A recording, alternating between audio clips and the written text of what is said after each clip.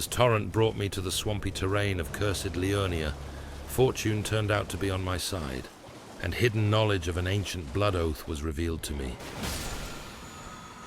Supposedly, it engulfed weapons with something called blood flame. I would have to look into that at a more suitable time. And of course, who would I happen to stumble upon, other than that white-masked and loathsome lover of sheep who had initially welcomed me to this world? Ah, there you are. You claimed a great rune and had your audience with the two fingers at the round table hole. What was your impression? I couldn't really hide my disdain.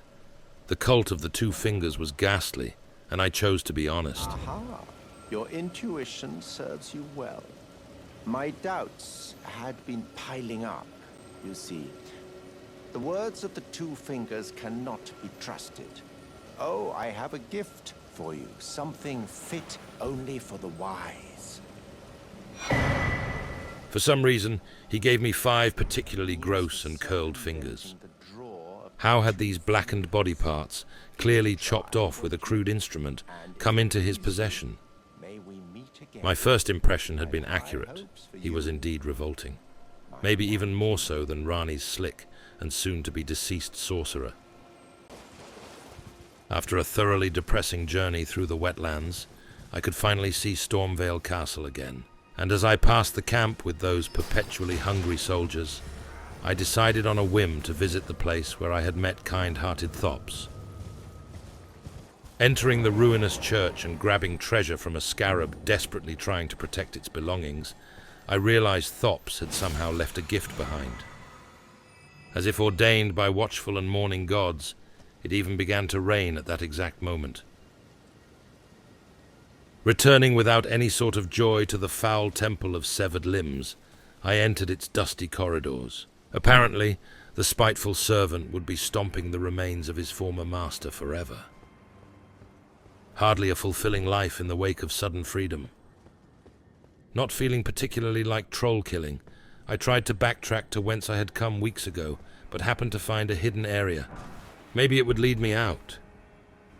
It did not. Instead, I found myself underground in a dark part of the castle, along with crumpling statues. And rats, suspiciously well-fed rats, most likely enjoying the company of poor servants stumbling into this hole. How lovely. Something was bound to be hiding down here, and sure enough, from beneath the ground itself, a wormish tree with purple ulcers broke through. The biggest problem turned out to be the maddening speed of the monstrosity, and because of that, I couldn't even hit the damn thing. It was hardly my fault, that much was certain. To blame me for this ordeal of failure was to overlook the finer complexities of the encounter. That being said, I did manage to kill the abject tree in the end, even if it was diseased and maybe possessed by a demonic snake spirit. As I sent the disgusting fiend back to the earth, I realized just how quaint this underground area was. In this unsettling hole beneath the castle, I grabbed a bulging and sickly inflamed patch of skin, yet something seemed off. What strange roots? Why did they look like...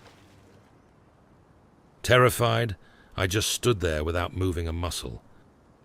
What was I looking at?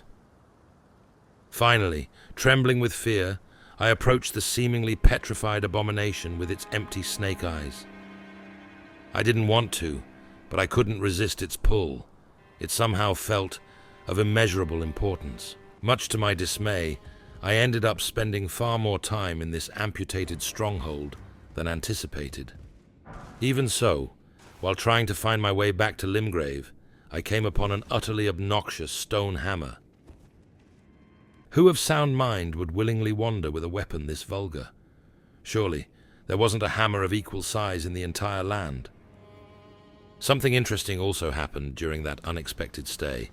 The door in that monumental tower, which had previously been locked, turned out to be accessible.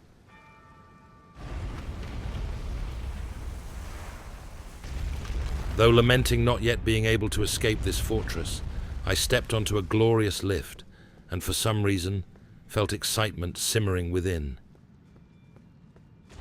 Where would this machinery take me? among the clouds, and confronted with a bewildering sight. Something seemed to gently push me toward two of those hideously sized fingers. And as if by divine intervention, a realization dawned on me.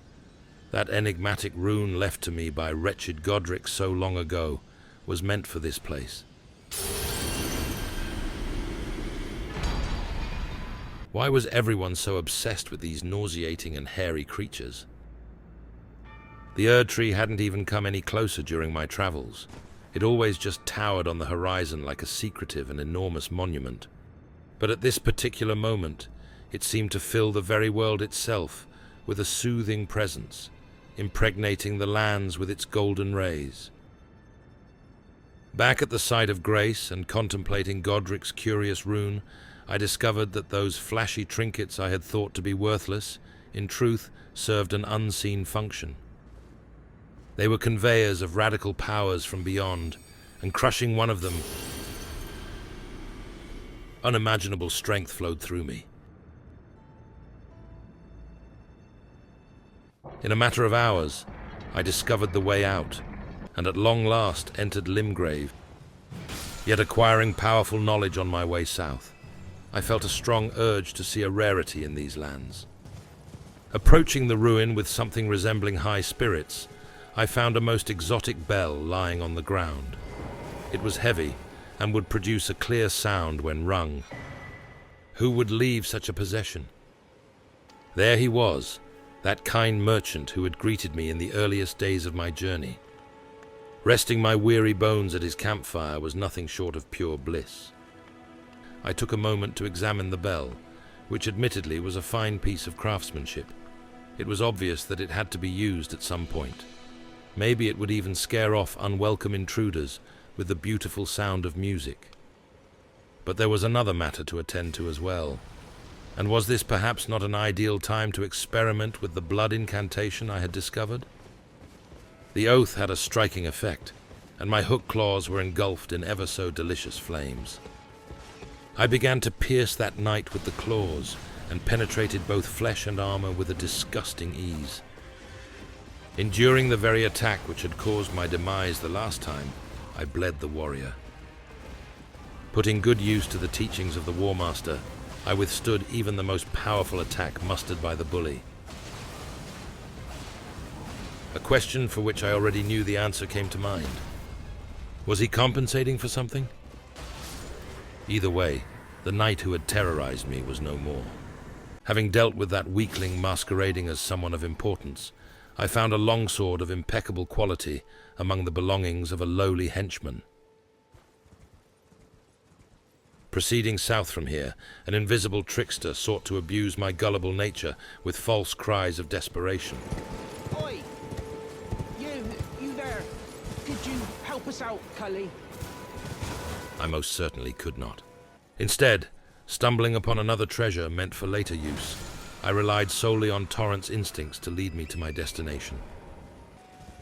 With evening approaching, we stopped at a nearby site of grace. There was something warranting further inspection. Slowly studying the blackened finger given to me by the gentleman fond of animals, I touched the ground with it, and the earth began to glow with a throbbing reddish light. At that moment, and without any sort of warning, I found myself materializing in another place altogether. Wait, was this the academy? I took the lift down to where I had killed that insolent knight, so fond of deflections, only to become even more confused. Why did the sorcerers not see me? It made no sense. Utterly annoyed by this strange experience, I heard a loud ruckus somewhere nearby, and headed out to see what was going on. Apparently, someone was fighting down there. 'Twas another traveler trying to survive an encounter with the Iron Maiden. Realizing that she might be in need of help, I tried in vain to cross to the other side. Turned out it wasn't even necessary, seeing as the brave wanderer had been victorious and now approached me. But what was she doing? By the gods, the audacity of that cowardly sorcerer knew no... Stop that. Seeking high ground, as was the custom of old, I tried to grasp the situation. Where did she think she was going? There would be no rowdy behavior here, and I began crushing her skull in. Finally, she fell into the bottomless pit beneath the academy. Served her right, filthy degenerate. And then, as if nothing had happened at all, I was back at the site of grace again. Under the guise of night, I summoned Torrent, and together we headed east, trying to locate the well. But it became increasingly difficult not to dwell on that peculiar encounter. Why had that sorcerer even attacked me? She had looked like just another weary traveler exploring that dreadful academy. A memory flashed before my eyes, and I was reminded how I had been glowing eerily, almost as if covered in blood. Surely it wasn't me who was the perpetrator. Nay, I was the victim. She and others like her could drown in a sea of bitter tears for all I cared. Without even noticing it, Torrent and I had arrived at a ruin. We couldn't be far from the well now, but I still took the time to take a quick look inside of the crumbling walls. And would you look at that? In the middle of this ancient structure, an extremely large bear slept peacefully. Grabbing the flowers with that distinctly soothing smell, and not caring even a tiny bit about that lazy bear, I ventured down into a basement hidden from sight. Listening to its angry roars somewhere above me, I grabbed a talisman from a chest and prepared myself to teach that brutish bear a lesson or two. Little did I know that I was the pupil, and the bear, a stern master.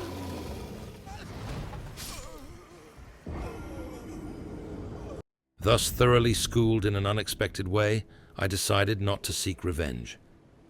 That animal was far too noble for sordid and archaic patterns of retribution, and besides, forgiving the creature for its animalistic ways made me feel both generous and benevolent. I could have been a just ruler of these lands. I would have listened to my people, never turned my back to danger, and avenged wrongdoings with swift justice. In any event, after some scouring during those dark hours, we found the well, and once again I was heading down into the starry world hidden below Limgrave. Being familiar with these parts now, it didn't take us long to locate that wolfish warrior. For heaven's sake, who had ever waited posing like that? Ignoring the magnificent sword and that elegant cloak of his for now, I actually listened to him this time. Good to see you. Apologies, mate, but I don't have much to report. I can see bloody Nokron right above me. So, that well-dressed animal had found our destination, but couldn't locate a path for us. Perhaps it's time to ask Seluvis. I recall that spiteful little rat acting like he knew something. Let's give him a squeeze. Show him just how sharp my teeth are. I found that notion delightful, but was he being serious? I jest. Of course he didn't mean a word, and I got a smack in the head by another of those inbred mongrels. Back to the toxic sorcerer? Really? I couldn't think of anything less joyful than revisiting that pompous sack of venom. Thus, I began that wearisome journey back. Even Torrent felt uncomfortable with my moody demeanor, but the thought of conversing with that man, who clearly felt some wicked sense of satisfaction whenever speaking, just wore me down. But finally, upon returning to Rani's foggy domain, I happened to discover a hidden entrance. While trying to avoid hurting the aging beast prowling the grounds, I noticed a nervous fellow cowering in fear. An apparition pointed down to what remained of the floor. What was it trying to tell me? Lo and behold, a secluded underground area was revealed. There were crystals and books all over the place, and hooded figures just sat there silently in the darkness, not moving a muscle. They looked dead, or maybe petrified. Wait a moment, were those puppets? That really appeared to be the case. How quaint. Who would even hide puppets in a dank basement? Oh, right. Who other than the local pervert, perpetually moistening his own lips with an explorative tongue. There was more? By the gods, when would it end?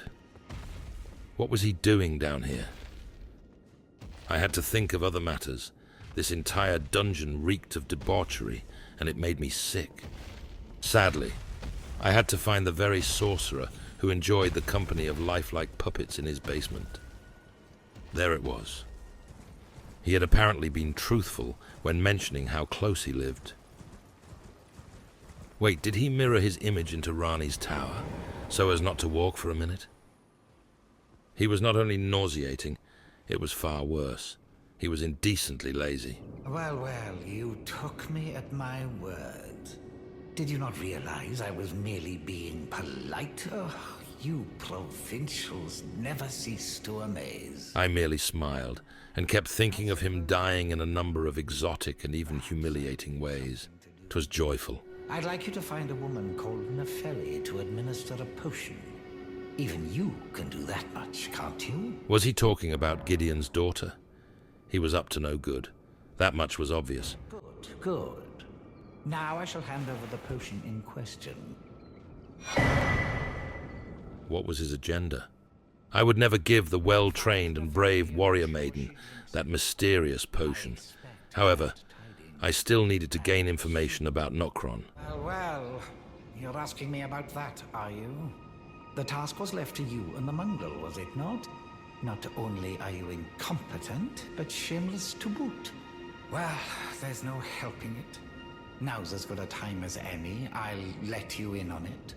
There's a glintstone sorcerer by the name of Sellen in Limgrave. This was becoming tedious. On the other hand, I would be able to breathe freely again, far away from that serpent disguised as a man and his venomous lies. I'll write you a letter of introduction. Go ask her.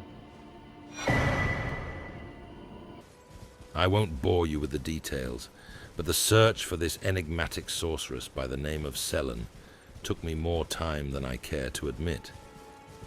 Arriving back in Limgrave, I searched both high and low, journeying through dark ravines and swamps, even riding moodily on desolate beaches and observing enemy camps didn't get me anywhere.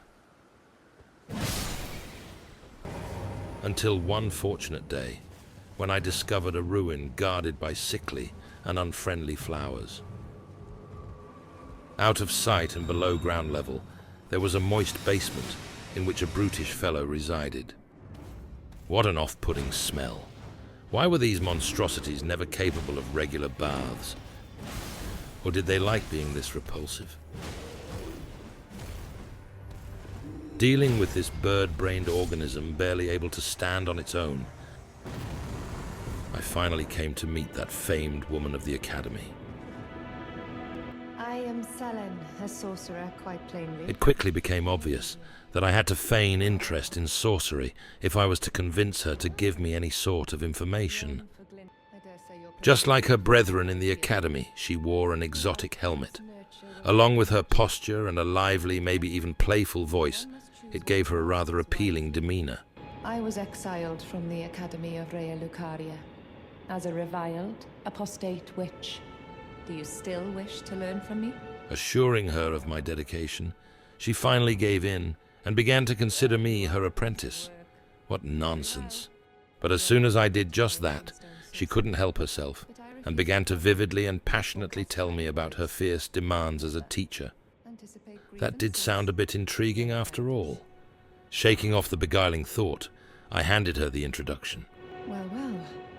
Seluvis is not a name I ever wanted to hear again. Had I seen her somewhere before? The stars alter the fate of the Carian royal family, and the fate of your mistress, Rani. But long ago, General Radahn challenged the swirling constellations. Who was that general she mentioned? Gideon would know. Of that I felt sure. Now he is the force that repulses the stars. If General Radahn were to die, the stars would resume their movement, and so too would Rani's destiny. I could already tell where this was heading. A certain general had to die. Returning to Round Table Hold right away was a necessity. I couldn't deal with that enigmatic and apparently spectacular general without knowing anything about him. But before talking to Gideon, I had to feel the tender touch of a certain someone. I am pleased to see you again. Would you like me to hold you once more? My mind, however, kept returning to a particular and alluring voice brimming with strict demands. Very warm. Well, you are a piece of work. But I refuse to coddle. Never. Anticipate grievances, young apprentice. Oh well, as a wise man said long ago, all cats remain grey in the dark. Getting back to Gideon, I listened patiently to his endless monologues of conceited boasting. He wanted me to locate the Elden Ring, even though I didn't have the faintest clue as to what it actually was. But when asked about the general, his never-ending smirk suddenly channeled words of interest. General Radahn, the famed Red Lion and Scourge of the Stars, is a ferocious warrior. He fought Malenia and her rot to a standstill in the Caelid wilds to Limgrave's east. But who was Malenia? And was she even of importance? I've heard survivors of Radahn's army are still in the wilds, staving off the rot with fire. And if it's true, I suspect Radahn is still there as well, in Caelid. Not again. That region was claustrophobic and unwelcoming, and I distinctly remembered how the infected air itself gave me a headache when I travelled through that cursed land. Almost forgetting, I showed him the potion given to me by that icon of falsehoods. I suppose he's up to something again. Oh, I won't interfere. You go ahead and do what you must. The Round Table has no code to speak of. Did he just tell me to kill his own daughter, if I felt like it? Surely he must have said something else altogether.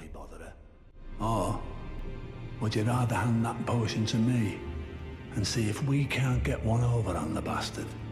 I ended up doing just that. It wasn't a difficult choice, considering who gave me that potion. I'll dispose of the potion myself. You go and see Seluvis, but don't give anything away. Just tell him that you tricked your mark into drinking the potion, as planned. Having solved that petite problem, I realized that I now had to come to terms with my next destination. Not being able to postpone the inevitable anymore, I finally embarked on the quest with trusty Torrent. The journey itself didn't take us many hours, and as we jumped over the smouldering wall, serving as a crumbling border between the lush vegetation of Limgrave and the rot-infested terrain of Caelid, I felt sick. Why had I returned to this foul land with its heinous stench and poisoned air? At last, noticing what had to be the general's castle somewhere off in the distance, I was reminded of my mission and sighed deeply. Most likely this would become an ordeal of enormous proportions. We passed a desperate soldier trying to fend off one of those ghastly hounds. Poor fellow. He was obviously about to be devoured by that hellish creature. I wondered if they could be domesticated, what formidable troops of terror they would make. Arriving at long last, pesky soldiers had to be avoided while jumping disintegrated walls, but it turned out to be a bothersome archer using an infernal bow who caused me trouble in the end. Little did I know, despite pushing that cowardly warrior down a ledge, that he wasn't done with me. For now, however, I continued along the wall, not caring at all about the pathetic henchmen hunting me with their puny weapons. Absolutely brimming with self-confidence, I remember asking myself if I would even experience a real challenge here. Oh, never mind. I barely avoided the fire-spewing mechanical heads by riding straight at them, and stumbled upon a hidden incantation seeming to burn me with a satisfying sensation. This might be worth looking into at some point. While the remaining soldiers were scattered like ants in disarray, I headed to the main gate, already knowing it would be tightly locked. Feeling impatience boiling within, I searched along the walls, trying to locate an entrance. But just as I succeeded in finding my way into that run-down and overgrown fort, the archer, whom I had completely forgotten about, got me. Only slowly coming to terms with a pitiful death, I tried again and found myself high up on a wall, finally getting a proper look at what was most definitely not the infamous general. That being said, the roaring beast below looked quite aggressive. It was most decidedly feral, and my gentle nature convinced me not to venture down into the unwelcoming pit. Had fate not intervened? I hate to admit it, but it didn't take long for the lion-like creature to overwhelm me, and as it ripped and tore into me, I was killed by its disagreeable behavior. But the ever-so-needless humiliation of me was repeated. Twice. The third time turned out to be different, and I gave that nasty cat a piece of my mind. Being fed up with unruly creatures, I crushed it repeatedly while mocking its lack of reasoning. In the end, despite my undeniable clumsiness, I managed to slay that aggressive fiend and was rewarded with knowledge of a certain attack that showed great promise. At this point, I became aware of the blood left by other travelers. Yet, it wasn't blood as such. The reddish marks rather seemed to bleed into existence. Maybe this world wasn't an entirety, but rather one of many. That would explain the phantoms appearing throughout my journey. What if this nightmarish world existed in countless variations, with me being just a tiny speck of dust in the grand scheme of things? Oh, dear God. Had I visited an unassuming traveler in another world and been the aggressor? I couldn't deal with the magnitude of such thoughts, and had to focus on more appealing matters, such as seeing what exactly happened to these other victims. What sword was that? It looked almost as hideous as its wielder. And how tall was that sad-looking adventurer? Even that coarse lump of iron urging you to go berserk couldn't save weak-willed misfits from the one true horror: lack of skill. I enjoyed this parade of failures with an almost sensual satisfaction. And this one, I already knew how that would unfold. Good. Enough with this celebration of the misery of strangers. I still had to locate that general. Climbing the ladder with my vanity intact, I felt more comfortable in my own skin than I had in weeks, and felled the remaining soldiers without offering them the slightest chivalrous nod. That infamous warrior wasn't here after all. I allowed myself to study this rotting land. The sky drenched the earth in a hue of blood, and struck by awe, I remembered how the destruction wrought here had been caused by one woman. At long last, I saw the silhouette of a great castle far to the south. His castle. Within a day I would stand before its decrepit gate. There was, however, a peculiar device on the roof. Another one of those shimmering portals was placed there, indifferently waiting to cast its next visitor aside. Some time ago, I had a nightmarish experience with such an apparatus, and it left me scarred. So I prayed to whatever gods were listening, and touched the shimmer. And just as predicted, I found myself in another place altogether. Wait, wasn't that the fortress I had seen from so far away? The fort with that dreadful pit, or so it seemed, was connected to this building of staggering proportions. I began to wonder about the peculiar emptiness of this clearly militarized area. Why were there no soldiers here? Surely this was the place. If this looming monument of power wasn't befitting for a legendary general, nothing was. What was that? Was that shields? Why were they being used as decorations? The entire situation was rather disquieting. Hopefully, I would find the castle abandoned. Sadly, that was not the case, because as I approached the main gate, an intimidating sight met me. There were not one, but two of those fiendish beasts. My inclination toward kind-hearted generosity made me search for another entrance, leaving those cruel creatures to their own devices. Riding along the great wall, we passed disgusting and disease-bearing bats, snatched a treasure of knowledge from an unassuming scarab, and before long, I was nervously climbing my way into the unsettling castle. The first thing I noticed was the inexplicable absence of guards. There was no one around, yet I wandered the grounds with an eerie feeling of being watched by someone.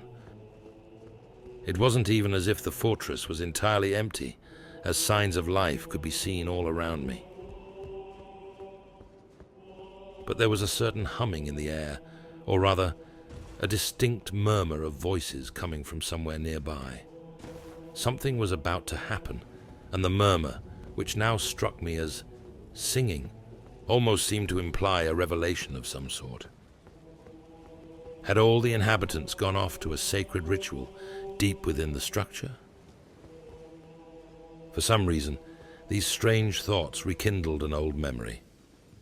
And upon their southern edge is Redmane Castle, in which a festival of combat is being held. Why now? I hadn't thought of him in ages, yet somewhere deep inside me, connections were being made, and proceeding further into the fortress, I knew that I would now be imposing on something out of this world. Recognizing the warlike decorations from earlier, I entered an open courtyard, and much to my surprise, noticed several familiar individuals listening to that solemn choir of ill tidings. Would you look at that? There he was, Rani's embarrassingly vain wolf servant.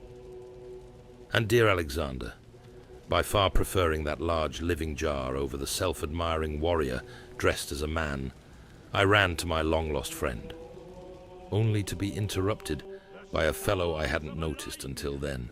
The festival is nigh! General Radahn, mightiest demigod of the Shattering, awaits you! Champions, prepare for battle! Did he use the plural? Right. Who didn't love jolly cooperation? Grab that great rune! A celebration of war!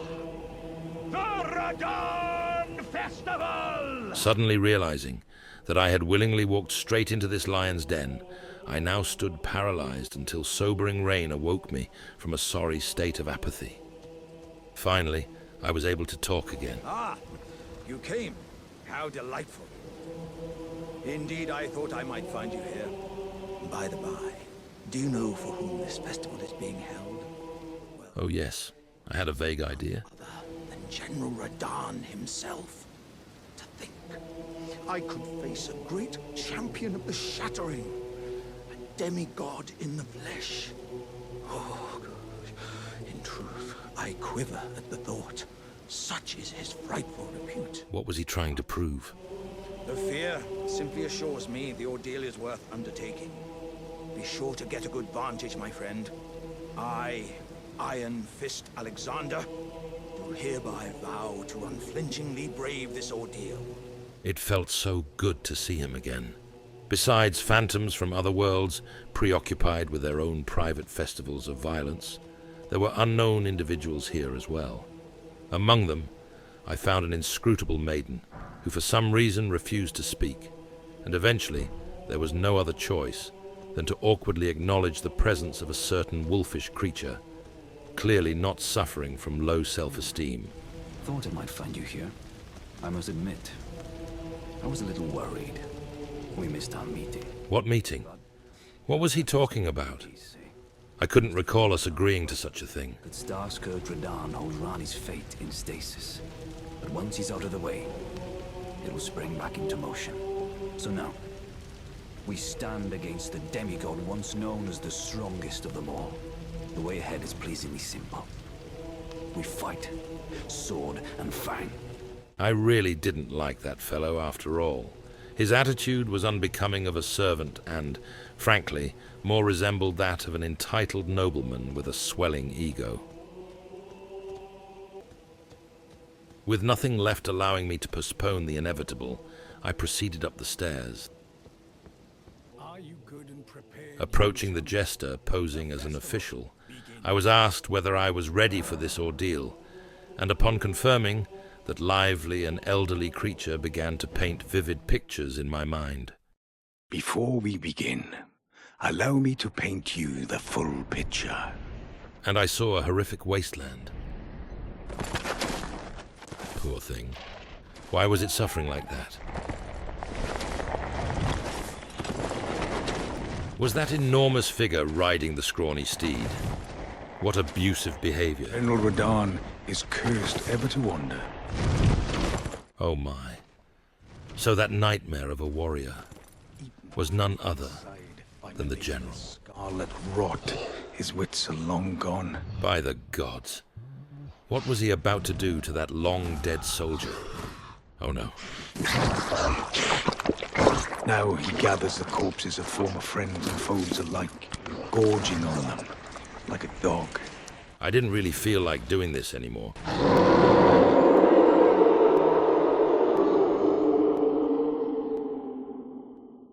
Howling at the sky. Just wonderful. But now, we must make merry. O gathering of champions, the revels begin. The celebration of war. The Radahn Festival! I see. He liked putting on a show. Obviously, he wasn't wearing that costume by mere chance. You will find the field of battle past the church ahead, upon the shore under the fort. General Radahn is there, even now, divested of his wits, devouring corpses, and howling at the sky. Bothered by the unnecessary repetition of an already frightening detail, I left the jester with his ridiculous attire, and entered a place of worship. What was wrong with that fellow? Did he enjoy making people feel scared? Leaving the small church, my soul was shaken, and I gasped at the sight below me. This was unlike anything I had ever seen before. Yet somehow I managed to put the apparatus into motion, descending into the dark. At the bottom of the wooden lift, and upon reaching the shore, I took a breath, while enjoying the numbness slowly taking hold of my heart. At last confronting this frightening rite of passage, I touched the shimmer and found myself in that desert of despair. Dear God. There he stood, the general. It had finally begun. Had he just pierced me with an arrow of grotesque size? Fool me once, shame on you. Fool me twice. As I awoke, blushing on that blood-stained shore, confusion and a bruised sense of competence threatened my self-image. Once more entering this vast arena of sand and humiliation, I avoided that lethal arrow of his, but now another problem reared its ugly head. With him being miles away, how could I even reach that savage devourer of corpses? I kept running toward the general towering on the horizon. Still, the uneven terrain made progress difficult, and the vastness made me feel like a grain of sand. But what was this? Was it raining with those horrendous arrows from the sky itself? Indeed it was. After miles upon miles, I stood in front of that legendary warrior who, once upon a time, fought in the shattering. Oh dear. Hiding under that enormous creature like nothing more than a bug, I managed to hit him once, and was squashed. I couldn't keep up. What was even happening? It was at this hour that I gave up counting my deaths. With any sense of pride long gone, I drowned myself in indifference. It was here that I decided to invoke the power of the other champions. Who was I to deny their participation in the festival? Truth be told, I hadn't been considering the well-being of the other warriors, or their dreams. With unselfishness now blossoming in me, I generously began to summon the hopeful comrades. And Alexander himself, that dearest jar. But none of this even mattered in the end, as that terror from above pierced me. And dying, I was forced to witness the spectacle unfold without me. So that was what you got for thinking of others. But what really made me suffer wasn't the general with his outright vile attacks, but rather the fact that these so-called fellow champions robbed me of a clear view. helpless and incompetent as they were, suffering from their distinct lack of will and abilities of reasoning, I began to experience death as part of a collective. Such joy. And then I realized something. Being both maidenless and impotent, they were evidently warriors only in their imagination. At my wit's end, and desperately beginning to contemplate outlandish tactics of war, I noticed several of those glowing messages between the two dry patches of land. The water seemed shallow and easily crossed. But of course, that was not the case. How silly of me to presume something would be straightforward. Who was I kidding? Why even bother trying to kill that nightmarishly oversized brute? It could not be done. But listening to the waves as they reached the shore, and seeing the bloodstains on the sand, I realized something crucial about this circus. I didn't need any of those charlatans of war. I already had all the help required. Trusty Torrent and brave Alexander. All of these horrendous trials led me to this very moment, and as I once again summoned my dear friend, we began what was to be our last attempt at defeating the dreaded general. While Alexander materialized and began his slow but steady march toward that fiend, I drew the attention and willingly put myself in the line of fire. Standing in front of that ferocious warrior, I fought like never before and endured fierce attacks. Even though the enormous creature was equipped with armor clearly crafted by masters of ancient times, I crushed him with my great mace, ignoring any lewd metaphorical implications while doing so. Like brothers in arms, we cornered that foul creature and began to punish him. We wanted to return the degradation suffered in this wasteland. By the gods, his power was unmatched. And the general seemed to draw energy from the earth itself, strengthening his two giant swords with what seemed to be a thick layer of rock. But despite this, we still kept hurting that abomination with a gleeful sense of satisfaction. And would you know it, he gave up. Alexander and I gasped and looked bewildered at each other.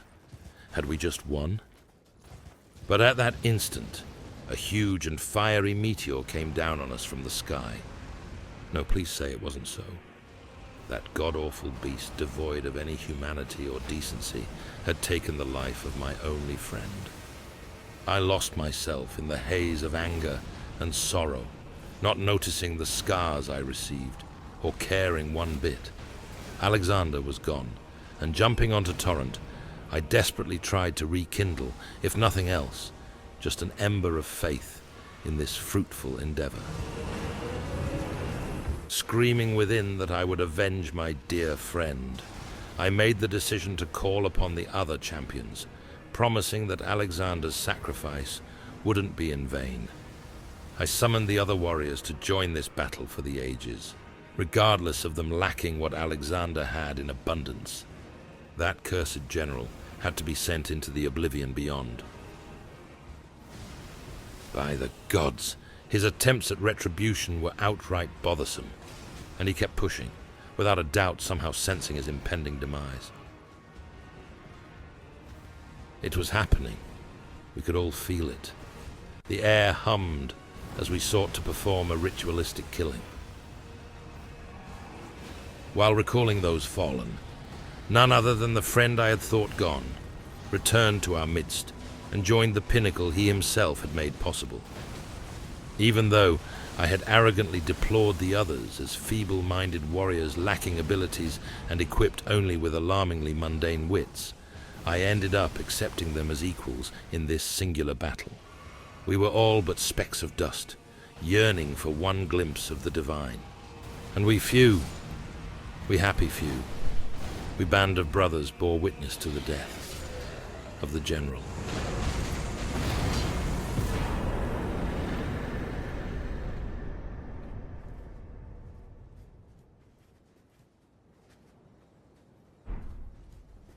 A foreboding silence fell upon the land, and with the others suddenly gone without a trace, I found myself alone once again in this vast space of emptiness.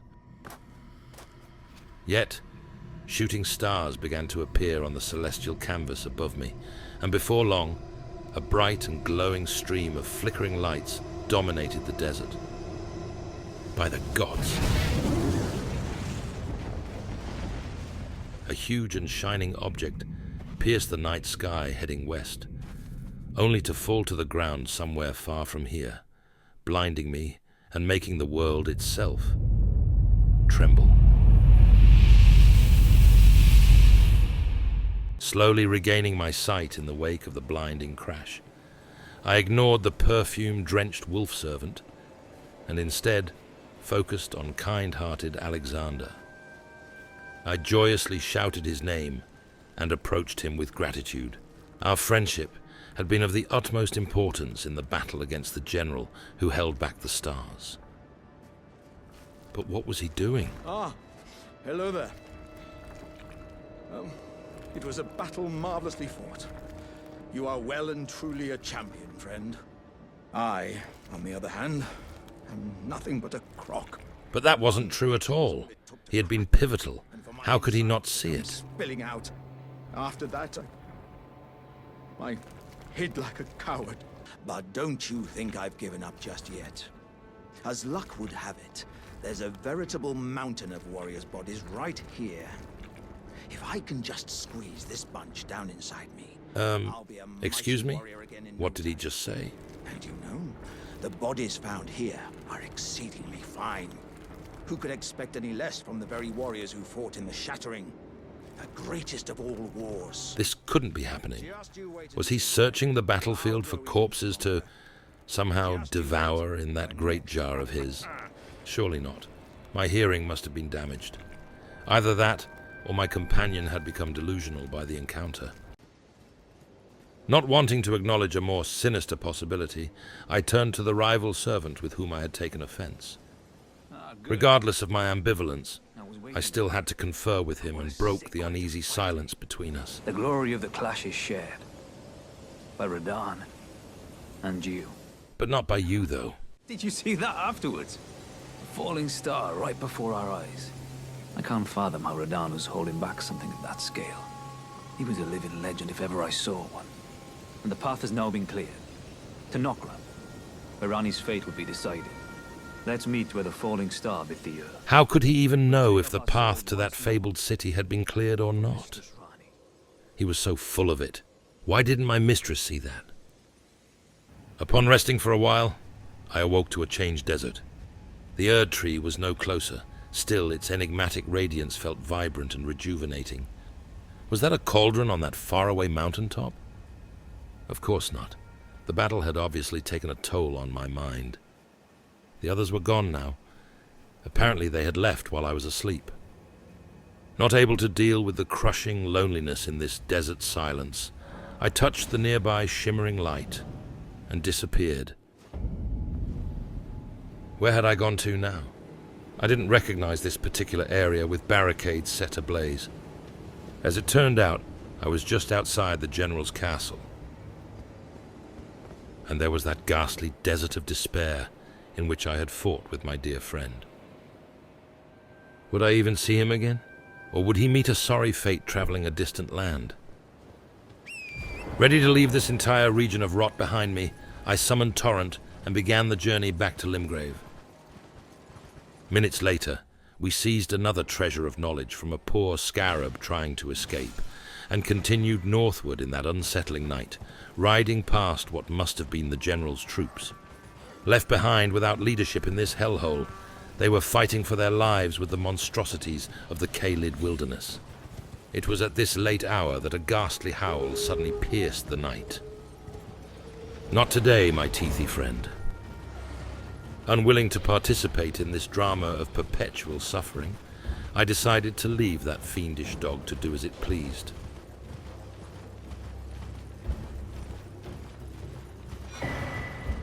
And just as I thought myself to be completely out of the woods of woe, we stumbled upon yet another creature of the night. A brooding rider dressed entirely in black rode stoically on a dark steed. He wore the outfit well. No reason to intrude on that imposing knight, evidently preoccupied with important thoughts. Oh no.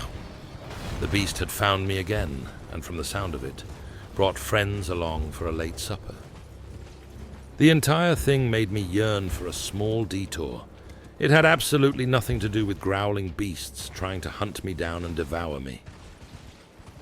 After all, I had bested the infamous general. Why would I even fear such pesky critters? Sadly, my serene inclination to see the surrounding countryside led me astray, and before I knew it, good God, I was passing patrols and curiously positioned chairs with mummified corpses. I saw poisonous pods squirting vile substances from within, and found myself in a rot-inflicted swamp with foul water and malign organisms sprouting everywhere. Not expecting anything to be alive in this gruesome wasteland, I was astonished when I came upon a noble-looking warrior in the middle of an opening. What was he doing out there? The tall man wore a grand cape and held on to a large battle standard, which seemed to be furled on a halberd. Was he a commander of sorts? In that case, he was in dire need of actual soldiers. And just as I felt pity for that chief in words only, and even wrought havoc on him, he called upon ghostly henchmen who appeared around us, in effect forcing me to flee on torrent. What was that red mist appearing all around the commander and his spirit soldiers? And why was he yelling? Torrent seemed to be the way to go, but not being used to fighting that way, I missed every single chance I got. Considering how I had been responsible for the fall of a legendary demigod, this was just outright embarrassing. I gave it one last try, but as I jumped down on the ground, littered with broken bones from a terrible battle long ago, the brute just ended me. I wasn't really feeling it. What else could explain this predicament? Deciding not to torment that madman imprisoned in a long-forgotten battle, I gracefully turned the other cheek and continued trying to find my way back to Limgrave. Fate, however, was dead set on keeping me from my destination, and before long we arrived at an enigmatic and dark town, brimming with emptiness and a peculiar smell of sulphur. This place reeked of death, and running on its ancient streets, I felt as if I were traveling through a crumbling graveyard. Even the vulgarly clad sorcerers roaming this ruined town were not really here, and killing the apparitions felt strangely unfulfilling. But just outside this ghost town, after giving some much-needed attention to a hellish puppy left behind by an unknown master, I noticed an isolated shack. Wait, was someone hiding in the shadows of that windy thing? An old man wearing a dark robe was just sitting there, not moving an inch.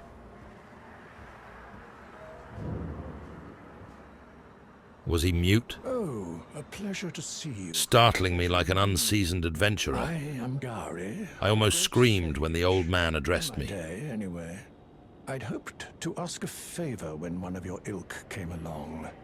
A strapping young Tarnished, able to cross the scarlet swamp of Aeonia. Ah, but of course. The old gent was up to no good. No one spoke sweet words like that without wanting something. The secret of Celia, the town you see there. While giving careful consideration to whether or not I would even listen to his request, I ended up feeling sorry for that lonely old man. You are willing to lend a hand, are you? I need your help to heal a certain young girl. Her name is Millicent. You will find her beyond Celia, resting at the church atop the cliff, stricken by the rotting sickness. I know whom he spoke of. I had met that wretched young woman long ago.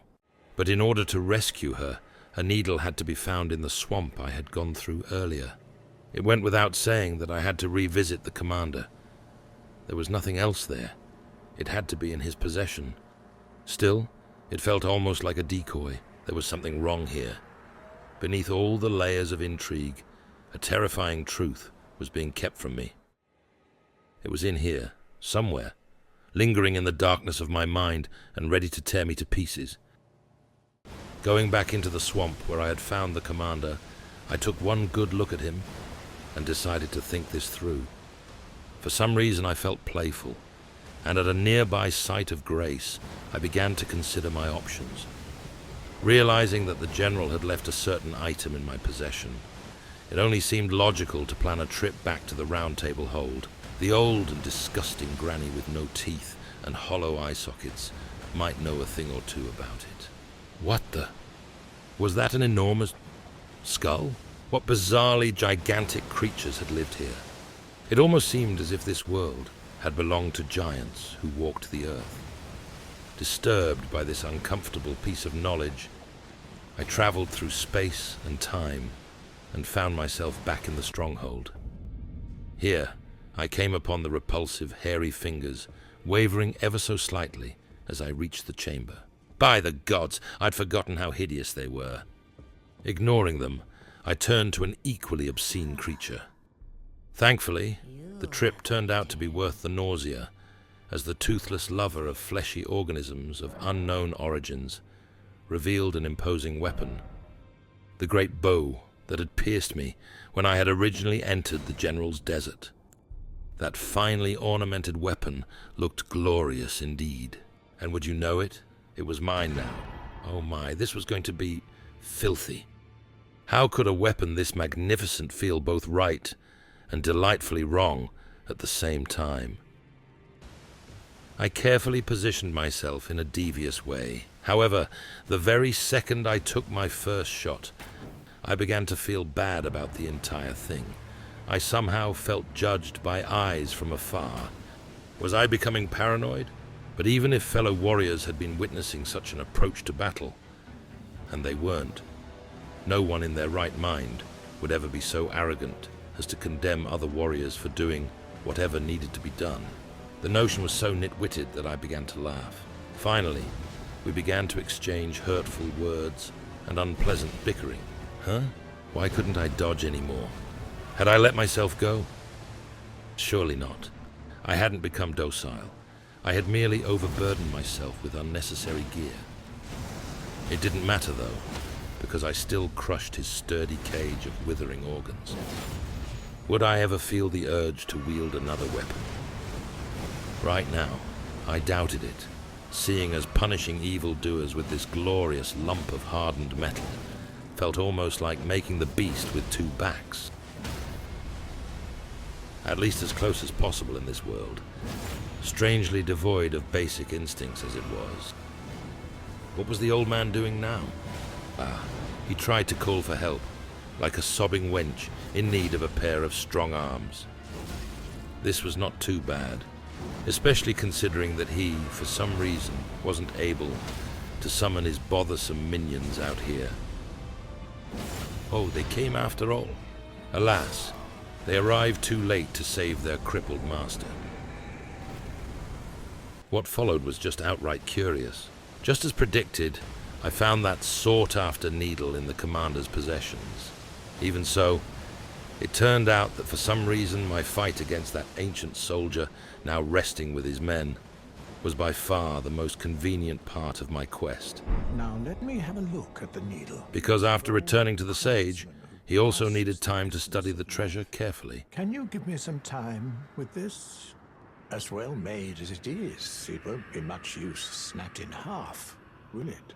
After hours of plain old mind-numbing boredom, he sent me back to the distressed damsel with the needle, now ready to work its miracles. Will you give it to the girl, Millicent? I will reward you in kind. Millicent rests at the church atop the cliff beyond Celia. But even that was easier said than done, as I had to turn on a couple of well-hidden braziers in order for an ancient and magical gate to open. Of course, the trouble didn't end there. Why was that, you ask? Well, because of huge balls of iron that had to be avoided. Who in their right mind devised such an obstacle? It was both juvenile and sadistic. This was getting tedious. Was she even worth all that trouble? Again? Really? Now that was just lazy. Finally, after so many difficulties and peculiar adventures, I was back at the ruinous church where I, what felt like a lifetime ago, had found a young woman, alone and suffering. You ask that I stab myself with the needle to quell the scarlet rot, but how? Never mind. I've decided I would rather trust you than simply continue to spoil from within. Would you mind averting your eyes for a moment? And doing so, I couldn't help but notice how appealing her voice really was. Well, that was easier than expected. But why do I feel so? She fainted, maybe from exhaustion, or perhaps even sheer excitement. If the old man was right, this could be her salvation. I decided to give her some time. Yet seeing her stand defiantly after my rest, I noticed a curious absence of relief in me. I hoped to see you again. My apologies for when last we met. I fainted before I could even thank you. Everything is as you said. Since inserting the needle, the scarlet rot has ceased to writhe. Even the nightmares have abated.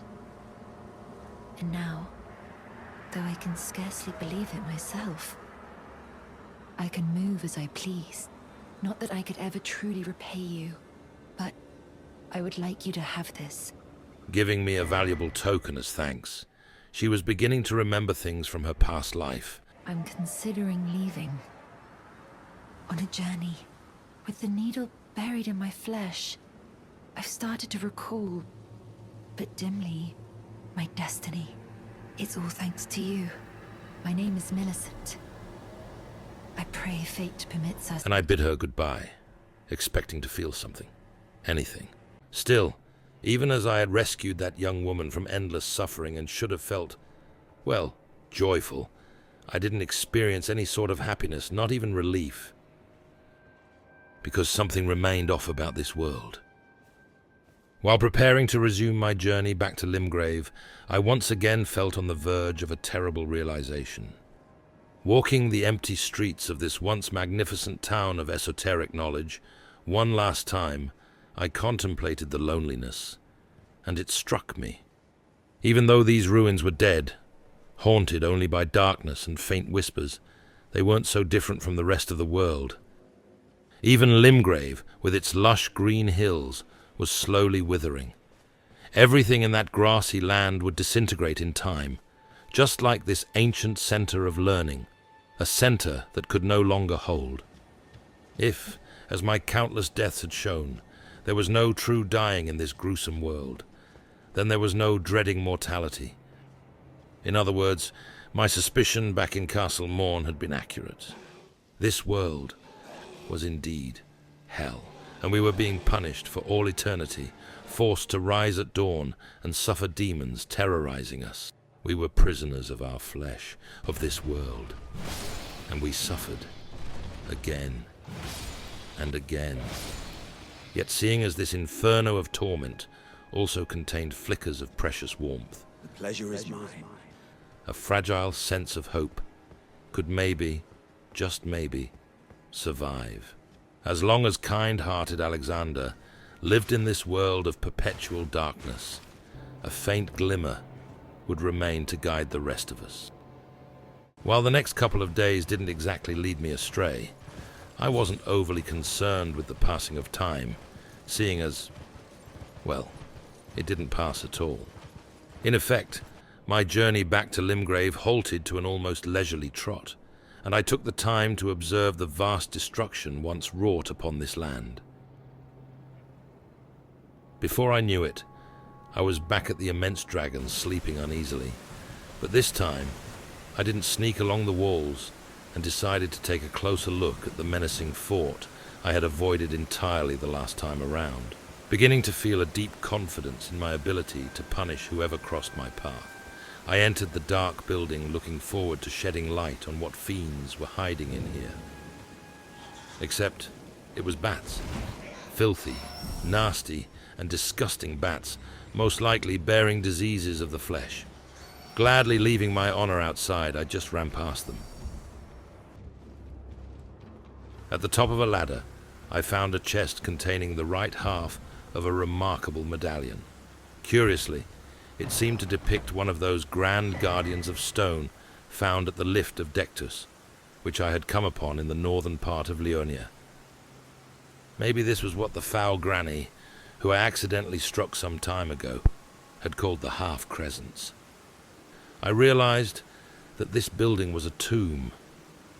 Who had those soldiers been when they were still alive? Had they been friends? And where had they even lived prior to this sorry fate? Did they perhaps have children screaming in the dead of night for their fathers who would never return? "Mom, when is Father coming home?" But he wasn't coming home. Ever. Returning to the darkness, both outside and within, Torrent and I rode a little further north, trying to find a viable path west, preferably one which didn't take me straight into the slumbering dragon's mouth. But why all these great jars? I noticed that most of them were shattered, and I felt a chill down my spine. It was in this area that I found a nightmarish tree spurting clouds of rot into the air. But while the old, infested tree was both disgusting and disagreeable, like most of the other inhabitants of this land, the way to bring it down turned out to be exceedingly simple. You simply had to crush the damn thing, dodge and repeat, and upon the creature doing a desperate act of cowardice, you summoned Torrent and waited for the creature to exhaust itself. Oh, how trivial. But the supreme transfer that happened as I killed it took my breath away, and not only was I rewarded with great power, it also gifted me with a most delightful tear for the wondrous flask I had forgotten all about. Then a morbid thought struck me. Were these jars perhaps brethren of Alexander? And why had this of all places become their graveyard? Back on track again, and finally traveling west, I noticed a path going slightly downhill. Seeing as I had more than enough time, curiosity got the better of me, and we headed down there. Passing several bears along the way, I found myself drawn to a nearby opening. It didn't really make sense to me, since the other caves I had come across during my travels reeked of nothing more than moist and long-forgotten carcasses. This particular one, however, somehow felt different, almost as if a soothing voice whispered from deep within. Oh dear, it wasn't entirely empty, and upon seeing one of the horrendous bears, who some time ago taught me a valuable lesson in humility, I found discretion to be the better part of valor. No one should impose on noble animals merely protecting their natural habitat. Well, look at that. I hadn't been the only one treading carefully.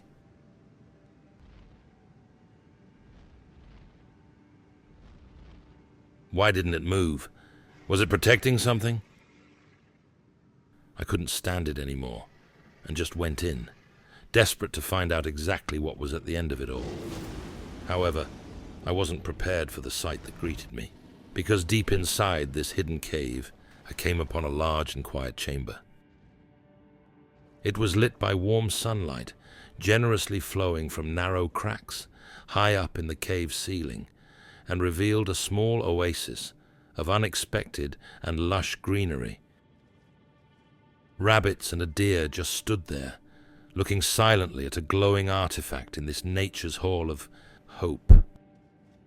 It was here that I found a heavy talisman in the shape of a goat, and upon equipping it on my belt, I felt grounded like never before. Resting a while in this most welcome piece of heaven, in the middle of infernal Caelid, I couldn't help but marvel at this experience. Even hell, it seemed, contained small, hidden pockets of soothing beauty. I would have loved nothing more than to stay in that safe space of warmth and tranquility. But Limgrave and Ranni's perfume-drenched wolf-servant were waiting for me. Outside, in the humid and claustrophobic air, and heading west again, we did our best to avoid dragons roaming this putrid region of rot. Feeling suppressed by even the weather itself, I hardly noticed snatching a small treasure from a poor scarab, almost as if in a state of indifferent fatigue. That is, until the nasty little critter came up with an unpleasant surprise as a parting gift. Rattled by that explosive bastard, I slowly understood that despite being closer to my destination, Torrent had led me to another majestic tower. It loomed threateningly, not unlike the one I had come upon in Stormveil Castle, and almost felt like a parasitic structure which had devoured the energy of its surroundings. Jumping onto a nearby tree, and further down onto a small platform, I was greeted by a measly soldier, but had the pleasure of seeing him fall to his death. If only he had screamed, that would have made the encounter amusing, as well as satisfying. The following hour or so was spent jumping across large cracks in the stonework, and slowly but steadily climbing to the top of this imposing tower. From way up here, I could see a lonely shack in the distance and a secluded castle. Going inside the tower and expecting it to be cold, I was surprised to find it had a rather comfortable temperature. Despite the gloomy lack of light, it was a beautiful building with finely ornamented walls. But what was this? A message on the stone floor, left by a generous traveler, warned me of assailants close by. Well, well, I would gladly take care of those would-be assassins with crushing affection from my great mace. Two soldiers, apparently more startled than ready for violence, jumped clumsily to their feet. Pushing one of the sad-looking youngsters off the edge, I turned to the other, ending him, and was met by an unreal sight. But before venturing further down this enormous tower, I felt compelled, just briefly, to investigate the other end of the corridor. Here I opened a heavy door and gained access to a beautifully decorated stone lift. Uncanny rays of light flickered in the otherwise empty air. Esoteric sorcery seemed to be afoot here. Just like in the tower near Castle Stormveil, the impressive lift went up for the longest time, and upon reaching its destination, I was hard-pressed to acknowledge what I had dismissed not long ago.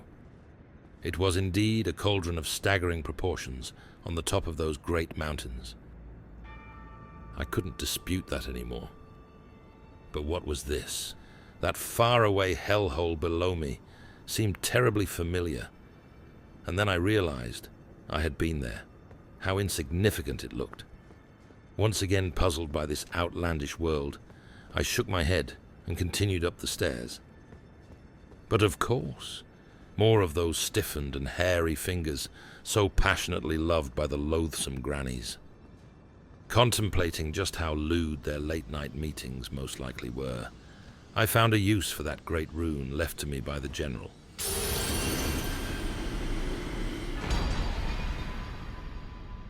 From here, it went sour. My journey down into the depths of this strange building became quite tiresome. What? How was he still alive? Dying on more than one occasion, and realizing how gravity remained the one force in this universe never to be trifled with, I began an education in laughable acrobatics. If anyone had seen me, I would have been the laughingstock for as long as I lived. Seriously. I was not made for this. My descent into the darkness below even had moments of uncomfortable awkwardness. Aye, all the way down, at the very bottom of this god-forsaken tower, I encountered an apparently devious guard. Considering the number of observable bloodstains, one could only assume that he would be lethal as well as intimidating. That was not the case. Turned out, he was just another peasant parading as somebody of importance. Please, no more. His vulgar attempt at radiating masculinity was embarrassing to witness. Generously dealing crushing pain to that man in demeanor only, I killed him with no great effort. Now for the amusing part. I entered the mist and reached a well-lit, ancient chamber, most likely used for occult ceremonies. I was greeted by black flames hurled in my general direction. The culprit responsible was a quaint, tall fellow wearing a strange, bright and sickly-looking robe. Wait a moment. Was he wearing the skin of others? That was repulsive. As if that wasn't bad enough, that damn thing also began swirling around with its disgusting twin blade, slicing me instantaneously.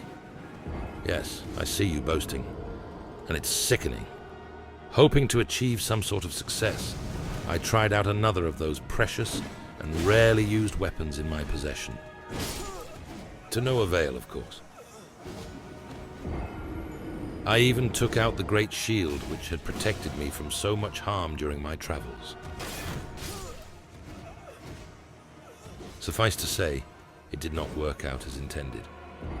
Finally, I tried two-handing my trusty mace once more, entertaining the possibility that I had just been a bit out of shape. Oh, give it a rest, will you? And then, a voice from my past whispered to me as a long-forgotten memory surfaced. And I will fight at your side. In that instant, I knew what that finely crafted bell found near the murderous knight was for. Running past the guard for the 50th time and entering the mist, I felt hope rise. I was sure I had discovered a glorious weapon. I rang the bell, and the Albinoric appeared out of nowhere. By the gods, she was impressive. My new and brightly glowing companion began piercing the off-putting fellow with skin issues. Naturally, he discovered it and threw his black flames at her, apparently not realizing that she was a strong spirit, far beyond his vile reach. All of a sudden, though, he was all over me. Wait, where was she? I had been betrayed. Left on my own again, and desperately trying to survive his lack of boundaries, I considered how summoning that noble archer had gone so wrong. Surely, it had been an unfortunate and unlucky chain of events that had taken her down. As he killed me, I convinced myself to give her another chance. This time, as I summoned her, he went straight for me instead. Now she had a fair chance of doing some harm, actually lending a hand in this bothersome battle.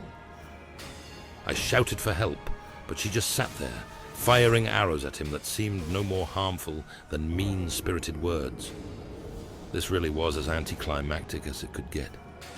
Getting angrier by the minute, I felt disappointment pierce me, not unlike how the so-called warrior's arrows were supposed to work.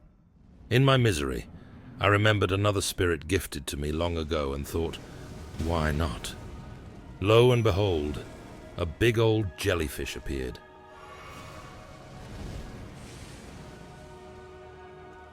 What could that soft and spineless thing even do?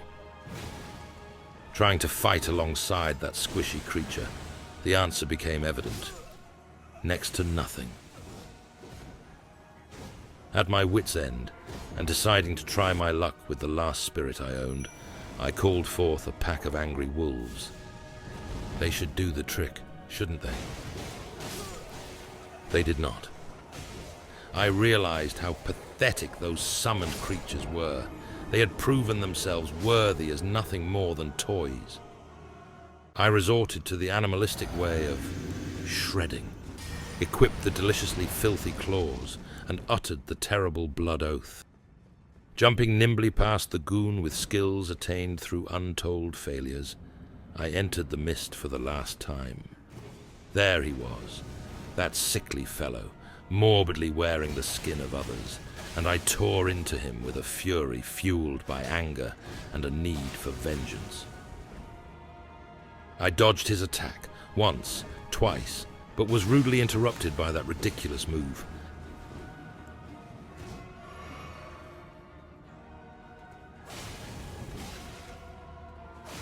Lowering his beardless face and making the grey hood of skin seem like another face altogether, he crossed his arms and exploded.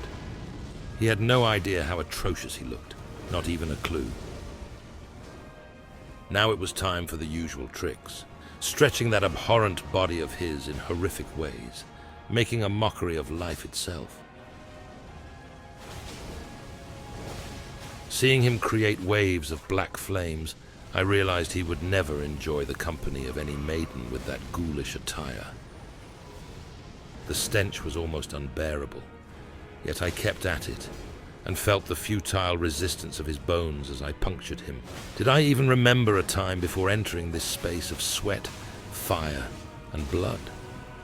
I couldn't tell, because I went to another place entirely, losing myself in the heat of the struggle.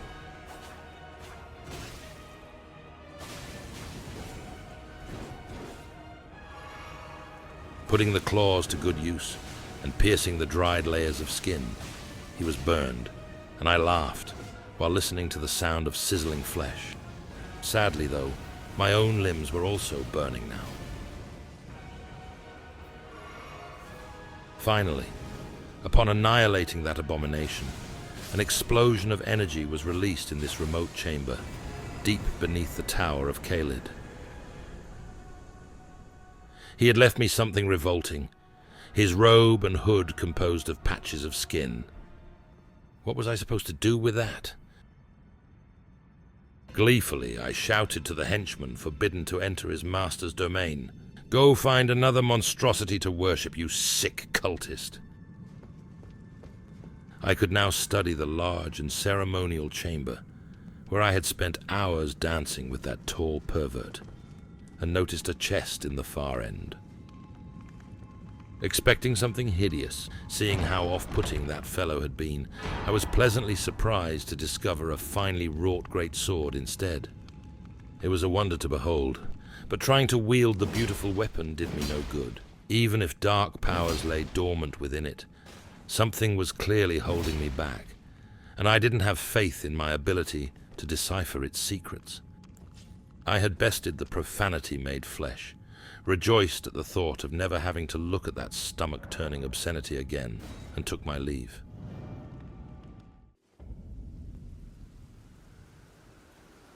Materializing in that putrid wasteland once more, I took one last look at the dark tower, scoffed and summoned torrent. I finally rode west again, and despite the heavy rain doing its best to drench me with sorrow, it couldn't quench my spirit. Because I was once and for all done with this region of rot and regret. Reaching the grassy hills of Limgrave at dawn, I saw it. The falling star had struck the earth, but it had also changed the landscape entirely. Floating high in the air were rocks as large as cottages.